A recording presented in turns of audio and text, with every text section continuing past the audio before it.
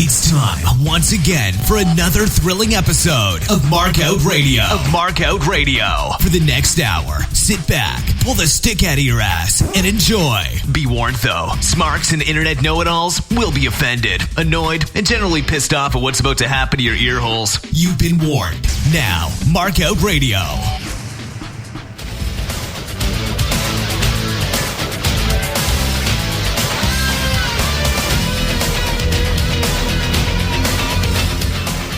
That's right. Welcome back. Markout Radio Goes Nitro, episode 27 for March 11, 1996.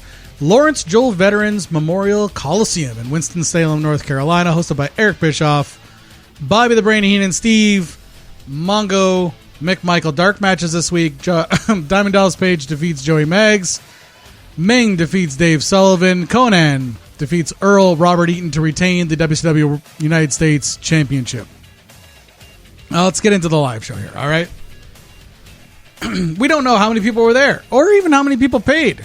WCW will come back to this arena for Fall Brawl later this year, and at that point there are 11,300 people there for that. Now, it looks like they're only using half of the arena, so it's anyone's guess. Shows in North Carolina are consistently, for WCW at the time, drawing between 4,500 to 6,000 people, and if you're only going to use half the arena, that makes sense.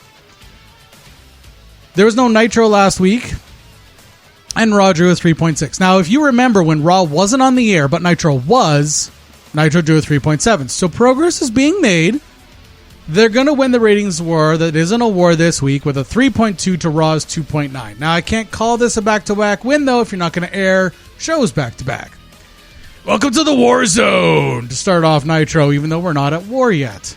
Jesus Christ. I mean, if you're going to hindsight it for a book, 2 books, a podcast, a series of shoot interviews, and just kayfabe interviews, and you're going to go back and claim that you weren't at war, but 2 weeks ago, you're giving Raw results, and this week you're saying that Welcome to the War Zone, which Raw is War, was essentially what Raw was being called at this point, so that's awesome. What's more awesome, though, is the hard cam has a Flair cosplayer just to the right of the center of the frame, complete with blonde hair, a black and white robe, and his fingers are taped. I mean, keep your eyes on him. He doesn't do a lot during the night, but he will stand up and cheer from time to time, and it's actually a very good costume. He's a very good job. All right, let's get to the live matches. The Giant with Jimmy Hart defeats Jim Duggan in 6 minutes, 30 seconds, 2 out of 5. Jesus. Duggan starts off just wailing on the Giant, who no-sold the hell out of it, like he's supposed to. Duggan has to stop Giant from tossing him over the top rope and getting DQ'd, so he just jumped under the rope to the outside. Now, if you're wondering why a Giant match with a mid-carder like Duggan went on for over 6 minutes, you won't have to wait long to find out. Brian Pillman legit crashes the party and almost got over the barriers at ringside. Now, for a good long while, only one camera was on the action in the ring, or they'd switch to another camera that was the entire action happening behind where the hard cam was literally happening behind the... So the Giant is so fucking big, he was obscuring 5 security guards and Pillman and Bischoff, frog marching Pillman out of the fucking ringside area. So Mongo and Heenan, to their credit, try to stay on the match as Eric bails from the commentator's desk to go sort things out at ringside. I'm not sure what the fuck he's going to sort out, weighing about 120 pounds soaking wet, but whatever. Now, the problem with this match is that, it doesn't make the Giant look awesome. He was blown up after 3 minutes into the match, forcing Duggan to do most of the heavy lifting, and at one point clotheslines Giant over the top rope so Giant can get his top rope gimmick spot in, which, by the way, he and Kane have mastered, because it looks pretty fucking amazing. But the match kept going. Now remember, at this point in WCW, going over the top rope, or putting your opponent over the top rope, was supposed to be disqualification. Apparently that's not the case with a clothesline now. I'm not sure when that changed or why, but this is one of many clotheslines over the top rope tonight that don't result in a disqualification. Now, it could be that since Nick Patrick has become the head referee at WCW since a couple weeks ago, that perhaps it has something to do with the garbage fucking officiating happening in WCW, or it could be that Eric and Hogan are the head bookers. It could be any number of things. I will give Sullivan shit for a lot of stuff, but staying kayfabe is definitely something that he takes seriously for the most part. Now, Duggan rips up some gaffer's tape from ringside, wraps it around his fist, and lays out the Giant with 3 big rights. Decent spot. Hart then grabs the tape to interfere. Duggan lays him out and then gets chokeslammed as he turns on and walks into the Giant. Afterwards, of course, you get one of those Pep Boys power pin of the week replays. Now, just looking back on this match, and the reason why it gets a 2 out of 5, without meaning to, WCW has effectively exposed just how weak the Giant is at this time. He was trained to be an attraction, so he can't wrestle for shit yet. And Duggan is a journeyman at this point. So while he tried to make the Giant look good, all of that wheezing, stumbling, and being completely drenched in the sweat from pretty much little to no effort exposed just how shit Giant was and how shit he was at being booked at that point in time. Don't worry, he gets much, much better. But at this point, he's so fucking green and he's been trained to be an attraction that he can't wrestle for shit and his cardio is garbage. So booking him in a match that's going to last more than 3 minutes, not awesome. Especially against the guy that's giving up this much height and weight. But anyways, after that we get a commercial break. Coming back from break, we get the Road Warriors defeating the Steiner brothers in 10 minutes and 10 seconds. Now, I gave this one 4 out of 5. And that's going to be in spite of all the weird shit that happens and the fact that this whole match pisses me off to no end. The Steiners enter on Harleys, which despite how many times this happened, and an entire pay-per-view at a Surge's bike rally every year, WCW would never, ever get a Harley-Davidson sponsorship deal. Anyways, the Steiners got released from the WWF back in mid-94. They spent some time not getting paid in ECW in 95 before getting picked up by WCW for a title run. It was a decent entrance and surprise, but there was something lackluster about everything, like it was thrown together in 5 fucking minutes. Now, this was the kind of match that you should have built to and made some money with. But of course, Eric being Eric, he wanted to flout that he'd signed yet another piece of WWF former talent. What should have happened is a Steiner run-in when the original team for this match, the Nasty Boys, started cheating.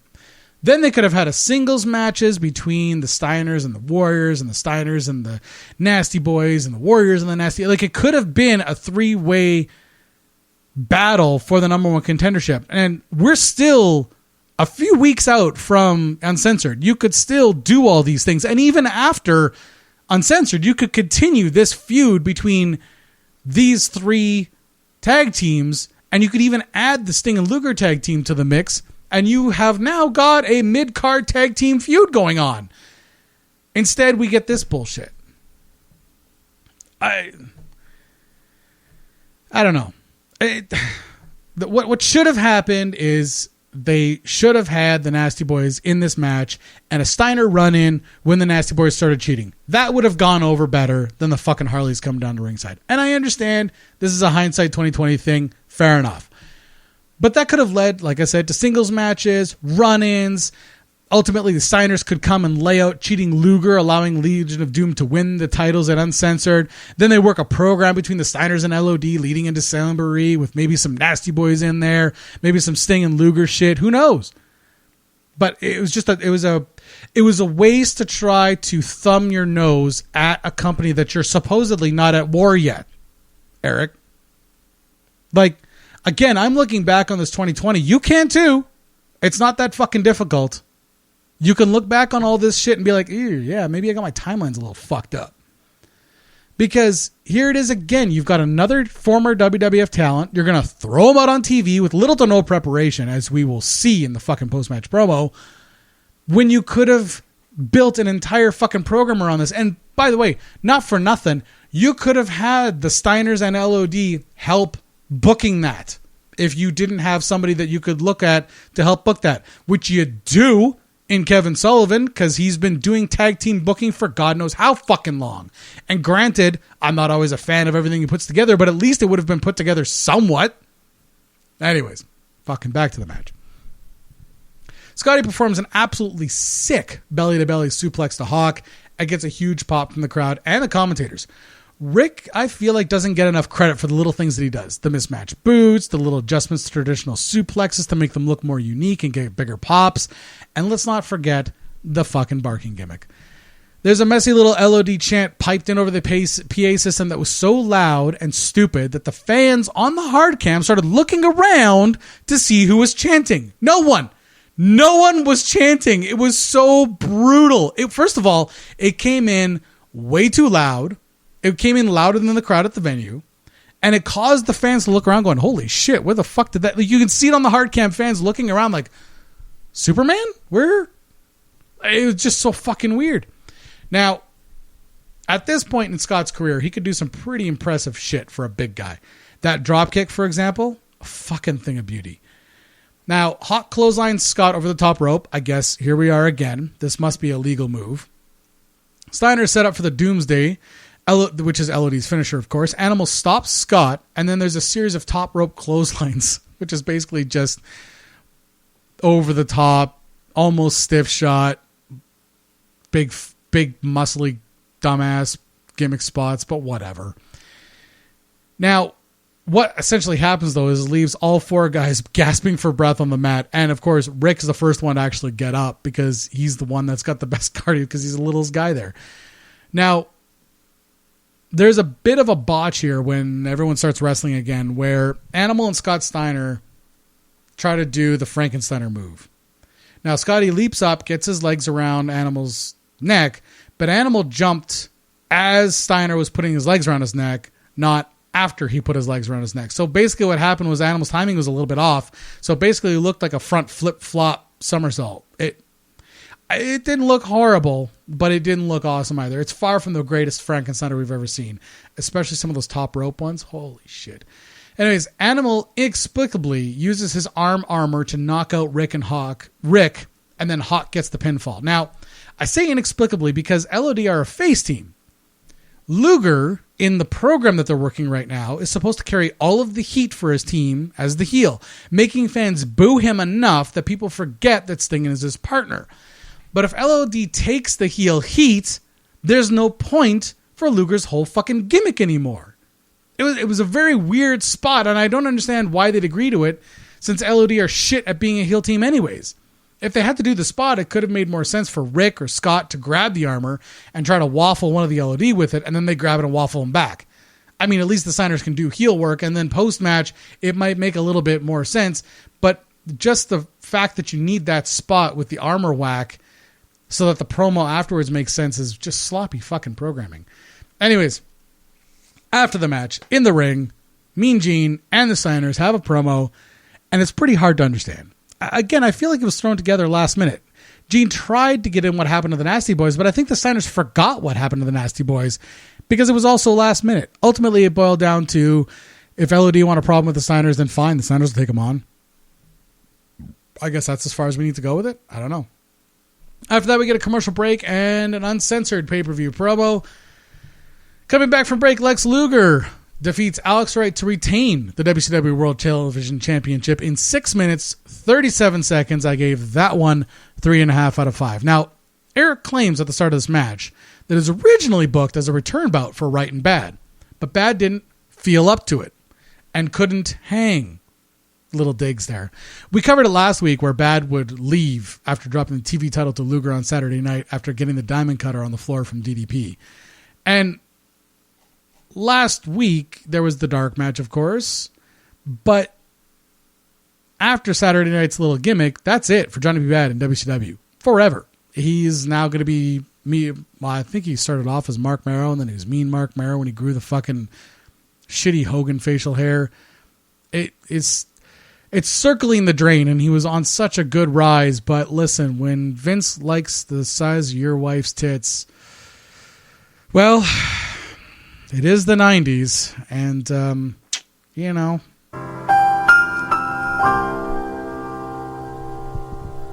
Now, after both guys come out, we get a commercial break. promoting the 1-900 line with Gene and Heenan being creepy fucks in multiple venues.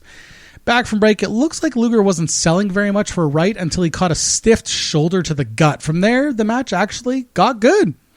Hart comes down to the ring to interfere. Luger does a good job of pretend being pissed off about it, and the match finishes with Luger getting the big W. After that, we get a commercial break, and back from break, Hogan, Savage, the Booty Man, the Big Booty Man, the Booty Man. I don't know. They keep changing his name, but I guess officially he's the Booty Man. Anyways, they defeat Arn Anderson, Kevin Sullivan, and Ric Flair with Miss Elizabeth and Woman at ringside in a, get this, 6-man tag team lumberjack strap match. The match went 6 minutes, 29 seconds. I gave it 2 out of 5. And, buckle up, Buttercup, because this is going to be why. Take 6 guys, add in 2 gimmick matches in one, and what could possibly go wrong? This match. This match is exactly what happens when there's too many gimmicks in a match.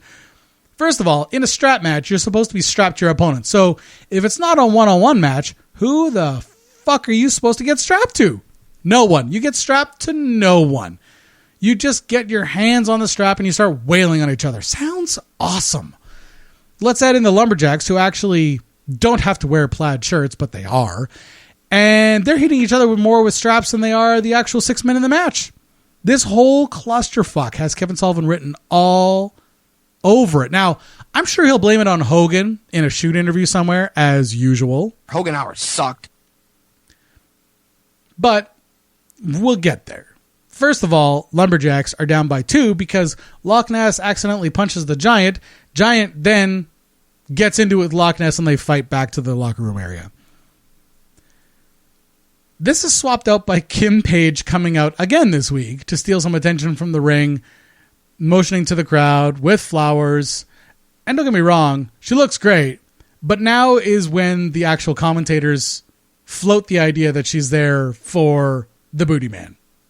And I mean, she is, but I mean, it's a fine way to, I can't even say that with a straight face. Whatever. It's a way to build to the Booty Babe. All right. I guess. Anyways, the Lumberjacks at this point start actively pulling wrestlers out of the ring and whipping them. Hawk pulls his own shirt down and invites the Faces of Fierce to start strapping the shit out of his chest. And he did this more than once to many people, but it was just brutally obvious when he did it with the Faces of Fear because they did it on the fucking hard cam. Like right at the bottom of your screen, you can see Hawk with his shirt down, inviting them to whip him in the chest. And they are whipping him with the worst whipped shots ever. Anyways, Hogan eventually in the ring gets the pin over Flair. I'm not really sure what the point here was, but I think Mongo was actually right for a change. It got the people out of their seats because they couldn't see over the wrestlers' heads at ringside, so they had to stand up. Anyways, after the match, Mean Gene is in ring with Sullivan, Anderson, and Flair. Sullivan now gets to explain his whole shit show booking, and apparently it's about Hogan and 4 cages and uncensored. I still have no idea what that has to do with the strap match and a lumberjack match in one schmoz of a bullshit match that we just watched. But, you know, Sullivan booking. It's okay, though, folks, because in shoot interviews, he will later claim that this and other things were all Hogan and his creative control heavy contract. Look, listen, I'm about as far from a Hogan mark as you can get. But anyone with functioning eyes and a semi-functioning brain can see that this was a Sullivan program from start to finish. It literally looks like throw every gimmick you possibly can in a hat, pull them out, put them on in a match, and then explain it afterwards in a post-match promo. It's Kevin Sullivan 100% of the time. You've seen it how many times since Nitro's gone on the air. Now, Anderson, when he gets the mic, cuts a bit of a shoot spot here, claiming that nothing that happened here tonight even vaguely resembles professional wrestling. Dude, fucking testify. All right. The commentators wrap things up with Flair joining them briefly to continue screaming until the show fades to black. Now, this is far from the worst Nitro we've had yet. I gave it a 3 out of 5. which is just an average of all the match scores. The show suffered from a lot of last-minute shitty booking. The Steiner thing was an unforgivable waste of a surprise that could have been weeks of feud building and money, by the way. The main event was a fucking clusterfuck. It was a disaster. I mean, Anderson nailed it better than I ever could. The concept with everything appeared to continue to be selling the uncensored pay-per-view, but it was done like some child wrote it while having a temper tantrum. Still, next week is the go-home Nitro for Uncensored. So that's going to be awesome. Well, that was an abortion of a show. Should the mood take you, check out markoutradio.com and leave a comment. You can also find links there to our Facebook, Twitter, YouTube, and Stitcher channels. You can even leave a voicemail on our Skype. Just click the links and share them.